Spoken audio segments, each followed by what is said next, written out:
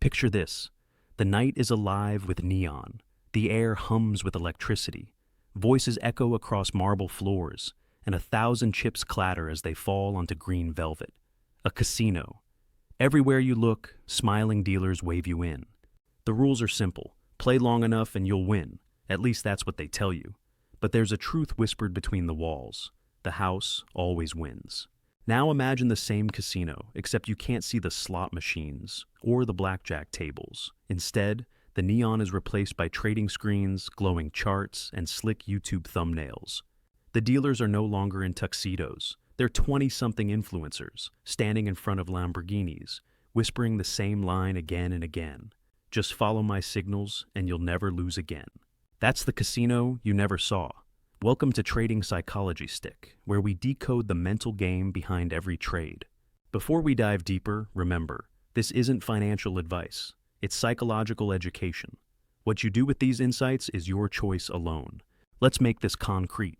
In 2019, researchers studied thousands of day traders in Brazil. The results were brutal. 97% lost money. Only 1% could survive long enough to make even the wage of a taxi driver. Yet day after day, new recruits joined the game. Why? Because the dream of becoming a trader was too intoxicating. One trader from that study shared his story after losing everything in 6 months. He said something that still haunts me. I knew the odds were bad, but I thought I'd be in the 1%. I thought I was different. That single sentence captures the heart of the trap. Psychologists call it the illusion of superiority. You think because you clicked the button, you had power. You think because you studied charts, you had certainty. But the truth, the market didn't even know your name. What most people don't realize is this. Trading gurus don't need to be right. They just need you to keep playing. In a real casino, the dealer makes money from the statistical edge built into every game. In the Trading Guru casino, they make money from subscriptions, course sales, mentorships. They profit whether you win or lose. Just like the blinking lights of a slot machine, their social media feeds are designed to keep your dopamine firing. Screenshots of 100% profit trades, clips of easy money, testimonials that may or may not be real. Here's what cuts deepest. You are not playing a fair game. You think you're betting against the market, but the real bet is against your own psychology. The guru understands one thing better than you do. Hope is more profitable than truth. That's why the promises are so irresistible. They don't sell you systems. They sell you emotions. So, let me ask you this. Have you ever wondered why you believe them, even when the math makes no sense? Have you ever caught yourself thinking, maybe this one really is different? That's the moment you're not trading anymore. You're gambling. And if this feels uncomfortably familiar, good. Because the first step to walking out of a casino is to see that you're already in one. The next step is to understand the illusion that keeps you seated at the table. And that's what we'll uncover in Chapter 2, the math illusion. The guru's voice is smooth, confident, almost hypnotic. He says, I make 2% a day, every day. To the untrained ear, it sounds modest, almost humble, just 2%, less than the tips you leave at a diner. But here's where the illusion begins. 2% a day is not 2% a day. It's compounding. And compounding, when weaponized by lies, becomes the deadliest illusion in finance. Let's slow down and run the numbers.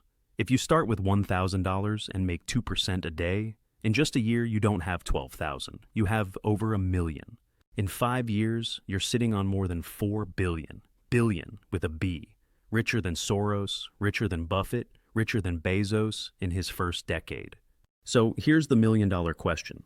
If this math actually worked, why would anyone sell you the secret for $2,000? Why not just hire a private chef, buy a jet, and disappear into the Maldives? The answer, of course, is that the math is the trick. It's the flashing light on the slot machine, the promise that the next spin is guaranteed. Because humans are wired to be seduced by exponential growth.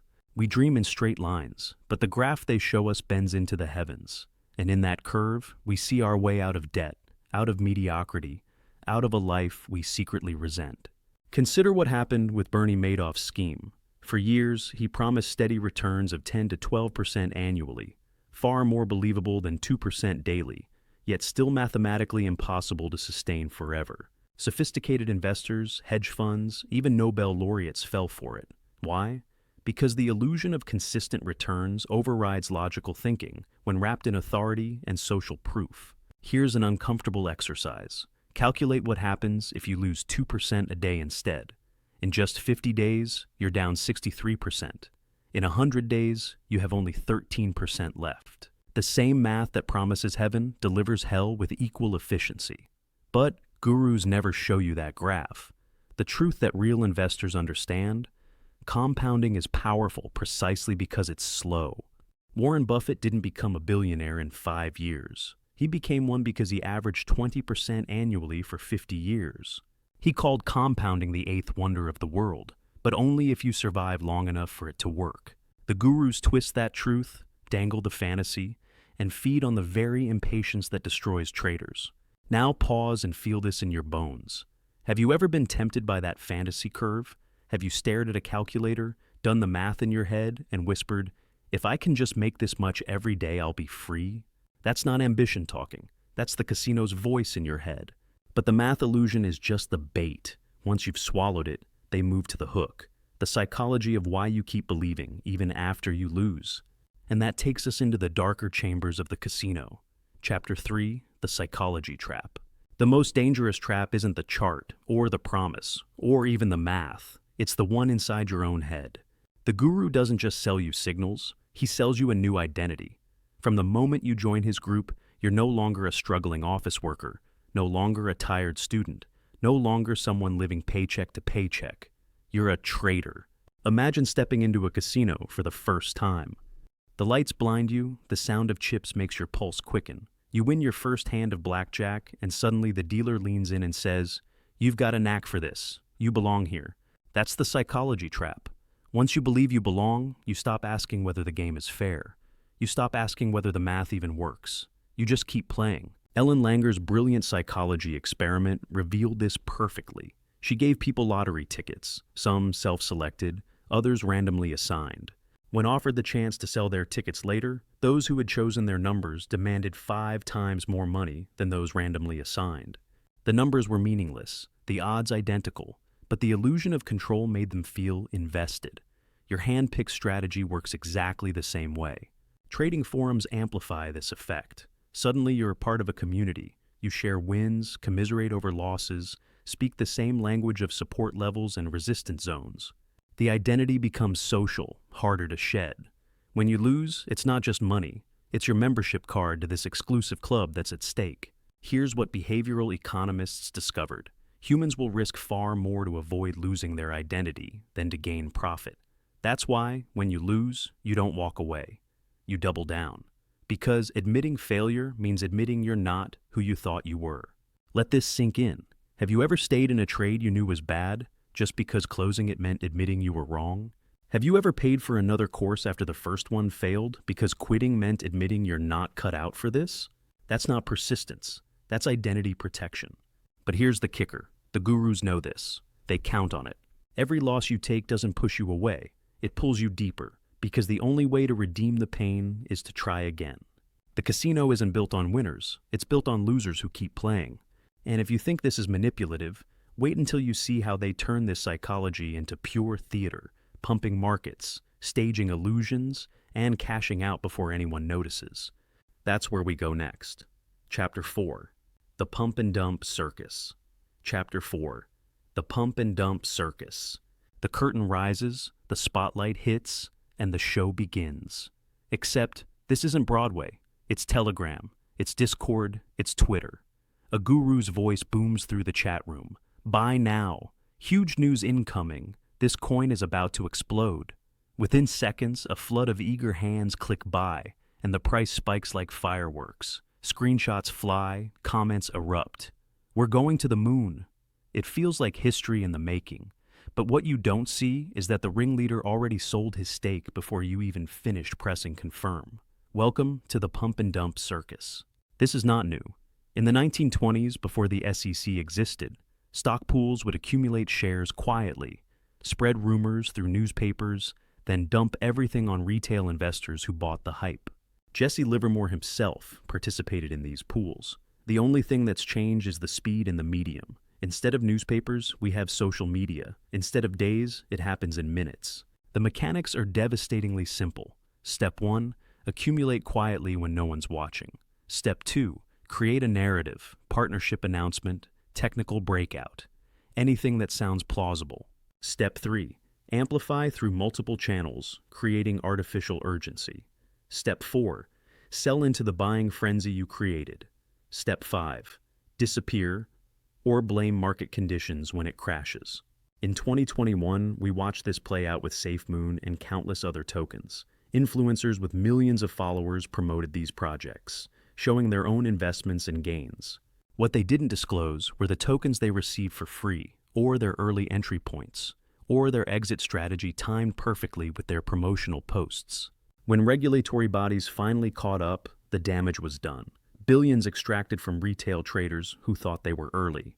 Here's what makes this particularly cruel. Markets are not just numbers. They are theaters of belief. The gurus understand something vital. Price is not moved by truth, but by narrative. When the story is strong enough, the herd follows. And when the herd follows, liquidity floods in. That's when the insiders strike. The pump is bait. The dump is inevitable. And every rocket emoji you see online is part of the performance to keep you buying tickets to the show. Take a hard look at yourself.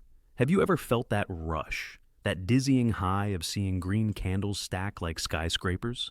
Have you ever ignored the voice in your head whispering, "This can't last," because the crowd was louder, more convincing?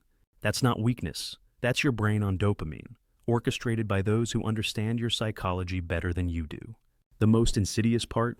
Even when victims are burned, many come back. Because the circus doesn't just promise money, it promises community, belonging, and the intoxicating possibility of being early to the next big thing. Hope is always rebranded, always resold. But the circus is only one act in this grand casino. The next is darker, quieter, more dangerous. The wolves who don't shout from Telegram groups, but whisper in boardrooms. The professionals who don't need to fake signals because they own the table itself. That's where we're going in Chapter 5, the institutional mirage. Chapter 5, the institutional mirage. You've seen the circus, the clowns juggling coins, the fireworks of pumps and dumps. But what if I told you the real game isn't happening under the big top at all? It's happening behind closed doors, in air-conditioned towers of glass, where men and women in tailored suits don't gamble on the wheel. They own the casino itself. Welcome to the institutional mirage. The retail trader imagines institutions as mythical beasts, hedge funds, investment banks, shadowy billionaires, monolithic entities with perfect foresight and infinite power. Gurus whisper, "Follow the smart money. The whales always win." And in a way, they're right. But the truth is murkier and far more dangerous. Institutions aren't playing the same game you are. They're writing the rules, shifting the odds, and selling you the illusion of fairness. Consider what happened on May 6, 2010. In 36 minutes, the Dow Jones plunged nearly 1,000 points, erasing $1 trillion in value, only to rebound just as quickly. They call it the flash crash.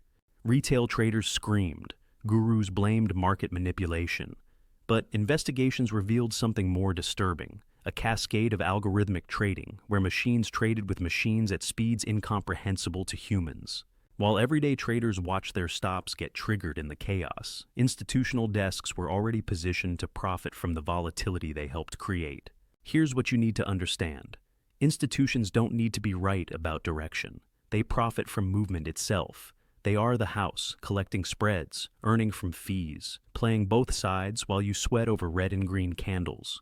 The mirage is the belief that you're competing in the same arena. In reality, their servers sit inches from exchange data centers, executing trades in microseconds while your order is still traveling through the internet. Their edge isn't better analysis. It's infrastructure you can't access. Payment for order flow adds another layer.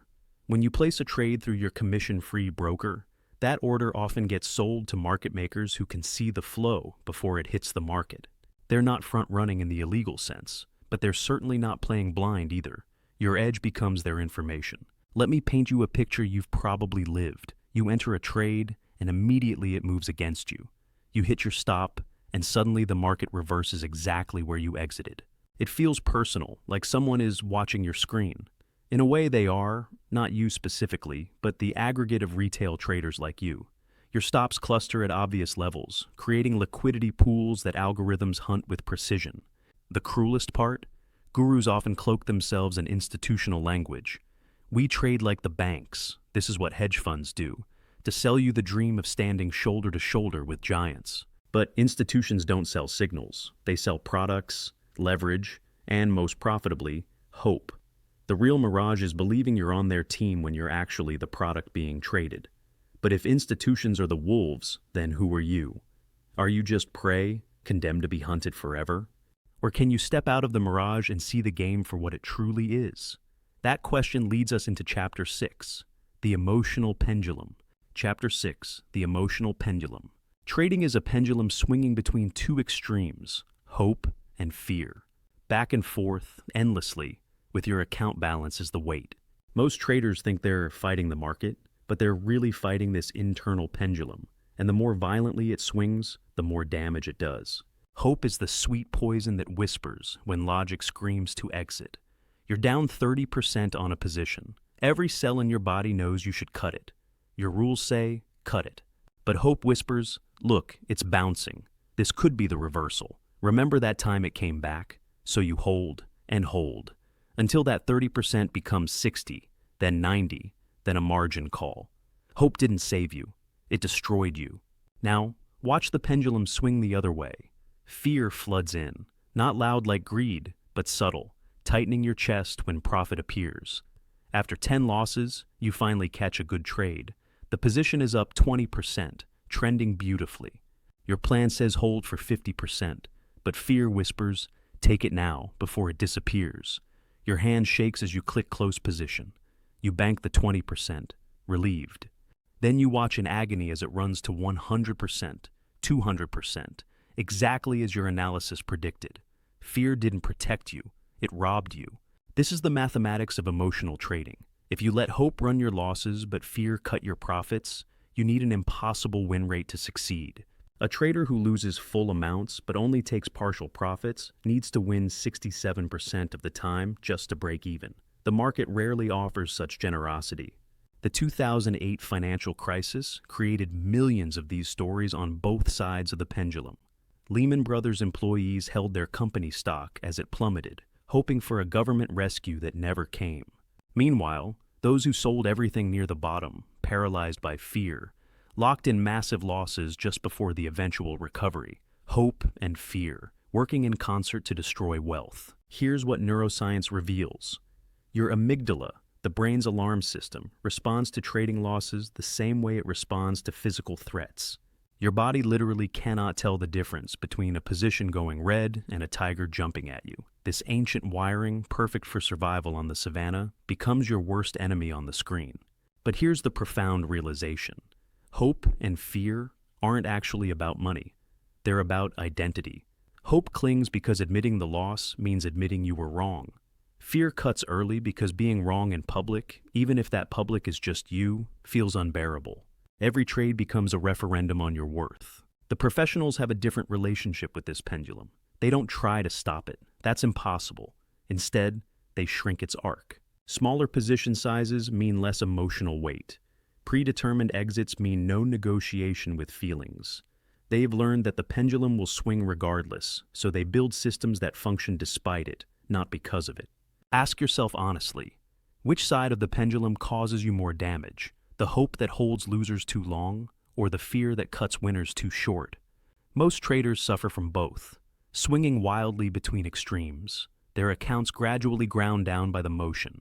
The answer isn't to eliminate emotions, it's to acknowledge them without obeying them. When hope speaks, listen, then check your rules. When fear whispers, pause, then check your plan. The pendulum will swing, but you don't have to swing with it. Yet mastering the emotional pendulum is just the beginning.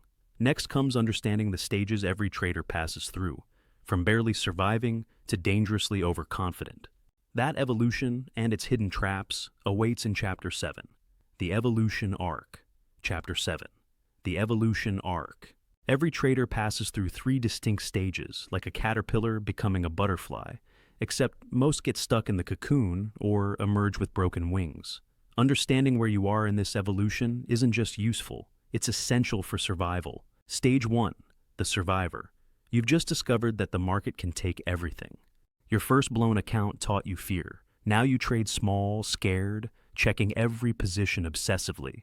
You've learned the market can hurt you, but you haven't learned how to navigate it. You're playing not to lose rather than playing to win. This stage can last months or years. Many never leave it. Paul Tudor Jones once said that his first priority is capital preservation, his second priority is capital preservation, and his third priority is capital preservation. That sounds like survivor thinking, but there's a crucial difference. He preserves capital to deploy it strategically, not to hide from risk entirely. The survivor hides. Stage 2. The controller. You've survived long enough to see patterns, to develop systems, to believe you can master this game. You sit at your desk, hands hovering over the mouse, heart pounding.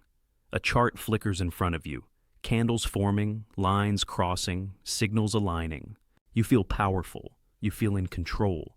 You believe that by pressing buy or sell, you are commanding the market. But here's the cruel joke.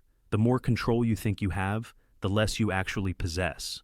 You adjust indicators until they show perfect historical results.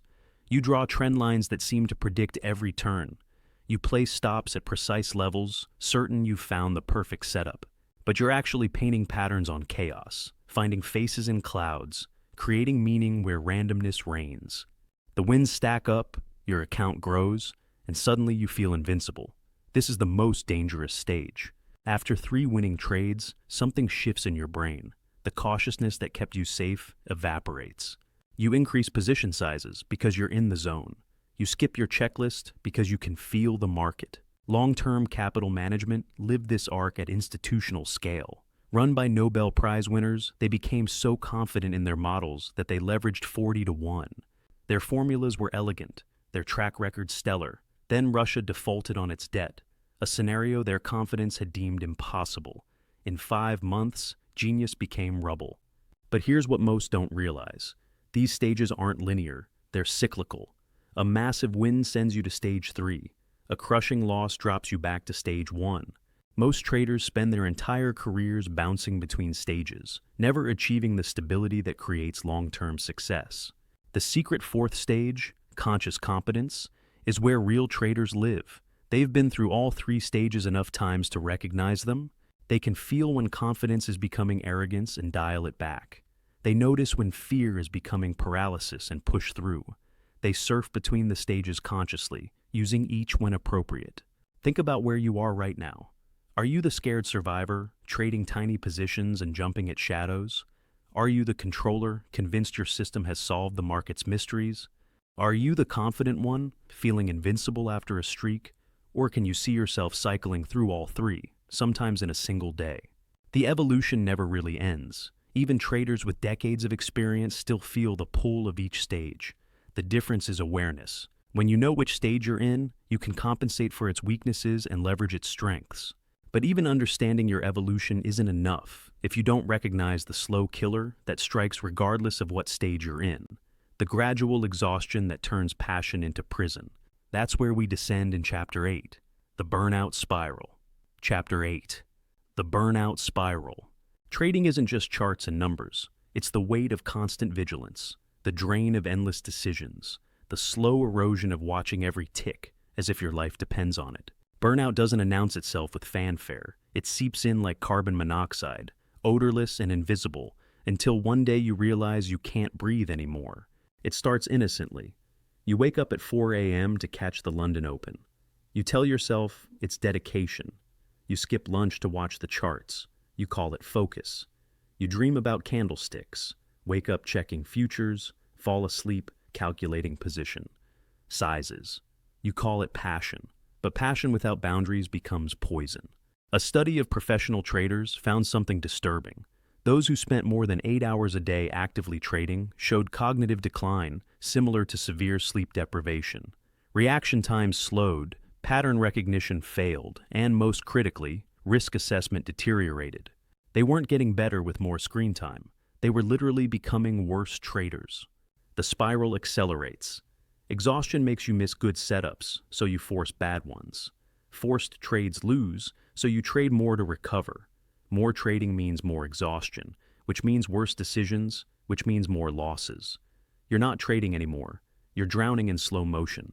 In Japan, they have a word, karoshi, death from overwork. Traders don't typically die at their desks, but watch their accounts die from the same cause. The exhausted mind can't distinguish between opportunity and mirage. Every movement looks like a signal when you're desperate for action. Every pause feels like missed profit when you're running on fumes. Here's what burnout really is. It's not caring about the process anymore, only the outcome. It's clicking by not because the setup is there, but because you need to feel productive. It's staring at charts not to learn, but to avoid the emptiness of stepping away. It's addiction masquerading as ambition. I knew a trader who installed a cot next to his desk. He called it efficiency. 6 months later, he'd lost his account, his relationships, and his health. The market was still there, unchanged. But he was destroyed. The screens didn't care about his sacrifice. The charts didn't reward his dedication. They just took what he offered, everything. The cruel irony? The market is infinite, but your mental capital is finite. Every decision depletes reserves that don't regenerate instantly. Professional poker players know this. That's why they limit sessions, take breaks, walk away when tilted. But traders, especially struggling ones, believe more screen time equals more opportunity. It doesn't. It equals more mistakes. Consider your worst trades. Were they made fresh at the beginning of a session or after hours of staring, forcing, hoping? Were they born from clarity or desperation? The market didn't change. Your capacity to read it did. The solution isn't to trade less. It's to engage strategically. Set hard limits, maximum hours per day, maximum trades per session, mandatory breaks between losses. Treat your attention like capital to be preserved, not spent recklessly. The market will be there tomorrow, but only if you are too. Here's what survivors know. Longevity beats intensity. The trader who shows up fresh for 5 years beats the one who burns out in 5 months. Protect your mental capital as fiercely as your financial capital. Both can go to zero, but only one can be earned back. Yet even after mastering the emotional pendulum, understanding your evolution, and avoiding burnout, traders face one more subtle enemy, the chaos itself, the random noise that they desperately try to transform into meaning. That's where we go next, in Chapter 9, Dancing with Randomness. Chapter 9, Dancing with Randomness. The market is a storm of numbers, a collision of millions of decisions happening simultaneously around the globe. Every second, someone's algorithm fires, someone's stop triggers, someone's margin calls. And from this chaos, your brain desperately tries to extract meaning, to find patterns, to create order. But here's the truth that shatters most traders. Much of what you see is just noise wearing the costume of signal. Take a perfectly random sequence, flip a coin 100 times, and chart it. You'll see trends, support levels, head and shoulders patterns. Your brain will scream that these patterns mean something. They don't. They're just randomness doing what randomness does, occasionally looking like order. Nassim Taleb, the philosopher trader, built his career on this insight. He calls humans fooled by randomness because we're biologically programmed to find patterns. It's how our ancestors survived. The rustle in the grass might be wind, or it might be a predator. Better to see patterns that don't exist than miss ones that do. But in markets, this same wiring becomes our enemy. Researchers once showed people random charts mixed with real market data. Even professional traders couldn't reliably distinguish between them. The technical patterns appeared in both. The breakouts happened in both. The only difference? One had meaning behind it, the other was pure chance. It means much of what we attribute to skill is actually luck in disguise. That winning streak might be your edge manifesting, or it might be the market's random gift, soon to be randomly taken away. Here's the mind-bending part. Even random systems can have winning streaks. A trader who buys every Monday and sells every Friday will sometimes have months of profits. Not because Monday-Friday has edge, but because randomness occasionally aligns with any pattern. The danger comes when we mistake this alignment for truth. Professional traders don't try to eliminate randomness. They account for it. They know that even a 60% edge means 40% of the time. They'll be wrong for no reason other than probability. They don't take it personally when randomness wins. They don't adjust their system after every loss. They play the long game where edges manifest over hundreds of trades, not dozens. The market gives feedback, but it's noisy feedback. You can do everything right and lose. You can do everything wrong and win. The cruelest teacher is one who randomly rewards bad behavior and randomly punishes good behavior. That's the market. Consider this. A coin flipped enough times will eventually show 10 heads in a row. If you started betting on heads after 5 in a row, thinking you'd found a pattern, you'd eventually be right. But you weren't smart. You were lucky. And luck, unlike edge, doesn't persist. Dancing with randomness means accepting that you're not conducting the orchestra. You're just trying to stay in rhythm with music that changes without warning. Sometimes you'll be perfectly in step. Sometimes you'll stumble. The dance continues either way.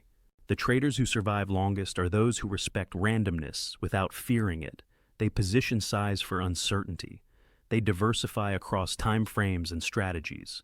They never bet everything on their ability to predict the next note in a random song. Yet even when traders accept randomness, there's still a deeper layer. The stories they tell themselves about what those random outcomes mean, and the masks they wear to protect themselves from the truth. That's where we venture in Chapter 10, The Identity Prison. Chapter 10, The Identity Prison. Every trader is trapped in a prison of their own making. The bars aren't made of steel, they're made of stories and masks. The story you tell yourself about the market becomes your reality.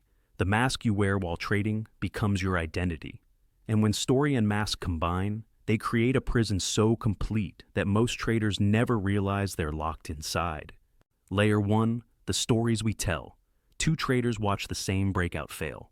Trader A thinks, the market is rigged, they're hunting stops, they're out to get retail traders like me. Trader B thinks, breakouts fail 30% of the time. This was one of them. Next. Same chart, same outcome, 2 different stories, 2 different futures. One spirals into paranoia and revenge trading. The other moves to the next setup unbothered.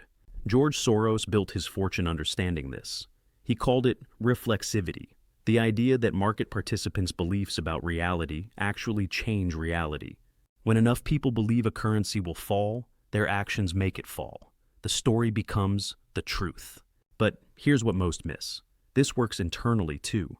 The story you tell yourself about your trading becomes your trading reality. It's layer 2, the masks we wear. Every time you open your trading platform, you put on a mask. Maybe it's the stone-cold professional who feels nothing. Maybe it's the guru in training who knows everything. Maybe it's the warrior trader ready for battle. But when the mask becomes your identity, you stop trading the market and start trading to protect the image. Jesse Livermore wore the mask of the boy plunger, the fearless prodigy who could move markets. When he won, the mask fit perfectly. When he lost, instead of adapting, he traded bigger, desperate to maintain the image. He made and lost fortunes multiple times, each collapse tied not to market conditions, but to defending an identity that the market didn't recognize. Layer 3, the prison we build. When story and mask combine, they create something inescapable. The story justifies the mask reinforces the story, and suddenly you're not a person who trades, you're a trader. And that identity becomes more important than profit, more important than risk management, more important than reality itself. The most dangerous prison is the one you don't know you're in. You think you're making strategic decisions, but you're really making identity decisions. Every trade becomes a referendum on who you are. Every loss threatens not just money, but selfhood. Every win confirms not just skill, but identity. Watch your language carefully. Do you say I am a trader or I trade? The first is identity, the second is activity. One imprisons, the other liberates. Do you say the market beat me or this trade didn't work? One makes it personal, the other keeps it professional. Here's the test. Can you take a loss without it affecting your self-worth? Can you miss an opportunity without questioning your competence? Can you have a winning streak without believing you're special? If not, you're not trading. You're defending an identity that the market doesn't acknowledge. Professional traders cultivate what I call identity fluidity. They can be analytical when planning, aggressive when entering, patient when holding, humble when wrong. They don't have a fixed trading identity. They have a flexible trading practice. They're not traders. They're people who happen to trade. The path out of the identity prison isn't adding more stories or better masks. It's seeing through both illusions. You're not your wins. You're not your losses. You're not your account balance. You're the consciousness observing all of it, learning from all of it, evolving through all of it. And this brings us to the deepest level of all, Beyond the noise, beyond the stories, beyond the masks, lies the one truth most traders never face: the self. Because in the end, trading is not about conquering the market. It's about discovering who you become while attempting it. That's where we complete our journey in Chapter 11, The Self Beyond the Trade. Chapter 11, The Self Beyond the Trade. Strip away the charts, silence the alerts, close the platforms. What remains? You. Not you the trader, not you the investor, not you the risk taker. Just you, the consciousness observing it all. The market was never your opponent. It was your mirror, reflecting back every aspect of your inner world with mathematical precision. Every trade you've ever taken was a conversation with yourself. The market asked, "Who are you?" And your actions answered. Can you hold through discomfort? Can you cut when it hurts? Can you stay disciplined when chaos surrounds you? Can you remain humble when winning? These aren't trading skills, they're life skills, magnified by money and compressed by time. Viktor Frankl, the Holocaust survivor and psychologist, wrote that between stimulus and response lies a space, and in that space lies our freedom. Trading expands that space, makes it visible, forces you to live in it. The market provides the stimulus, price moves, and you choose the response. But watch closely.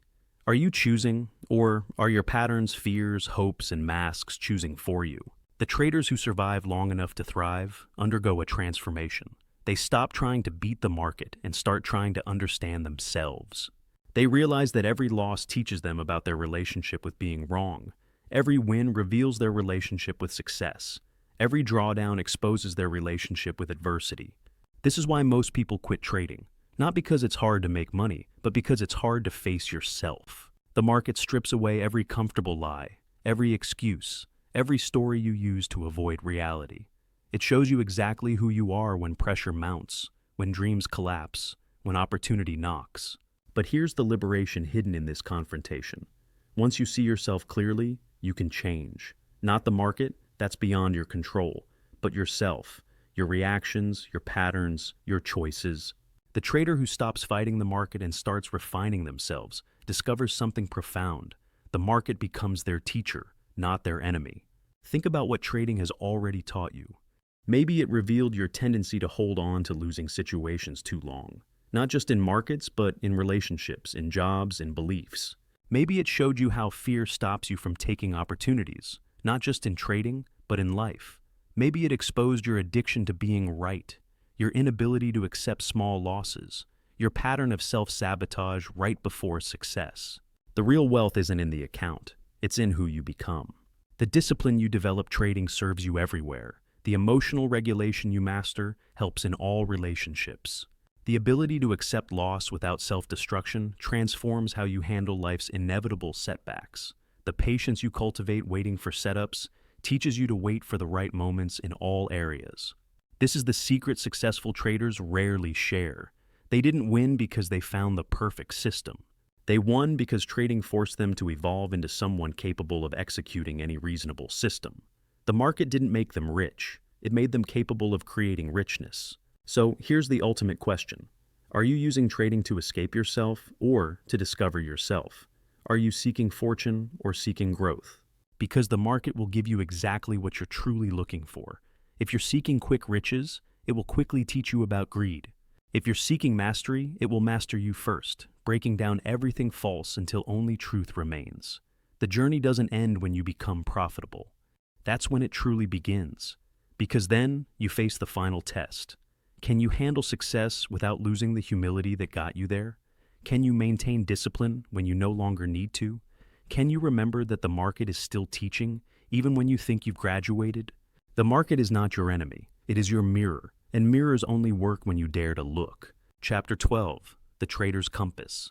You've just traveled through 11 chapters, not of market mechanics, but of human truth. From the casino, you never saw to the self you're discovering. We've peeled back every layer of illusion that keeps 97% of traders trapped in cycles of hope and despair. Now, you stand at a crossroads. You can close this video and return to the charts, armed with the same strategies but blind to the psychology that truly drives your results. Or you can pause, breathe, and do something different. Tonight, before you place another trade, before you watch another tutorial, before you check another chart, I want you to try something that might change everything.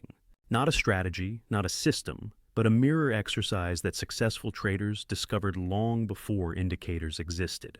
First, take out a piece of paper, not your phone, not your computer, actual paper, and write down the last 10 trades you took. Not the profits or losses, but the emotion that drove each decision: fear, greed, revenge, boredom, hope. Confidence? Be brutally honest. No one will see this but you. Next to each emotion, write what you were trying to prove or protect. Were you trying to prove you're smart? Protect your identity as a good trader? Prove you can recover losses? Protect yourself from missing out? This is your real trading system, the emotional program running beneath the surface. Now, here's where it gets interesting. Look at your list and find the pattern. Which emotion appears most? Which identity protection shows up repeatedly? This is your psychological edge, not in the positive sense, but in knowing exactly how you sabotage yourself. Because once you see it clearly, you can't unsee it. But awareness alone isn't enough. For the next 7 days, I challenge you to trade with radical honesty. Before every trade, write one sentence. I am taking this trade because I feel. If you can't complete that sentence with something other than the setup is there, don't take the trade. Because the setup is never just about the chart. It's about what you're feeling when you see it. After 7 days, you'll have data more valuable than any back test. You'll see how fear makes you exit early, how hope makes you hold too long, how confidence makes you size too big, how boredom makes you force trades that aren't there. This is your real edge, not in predicting the market, but in predicting yourself.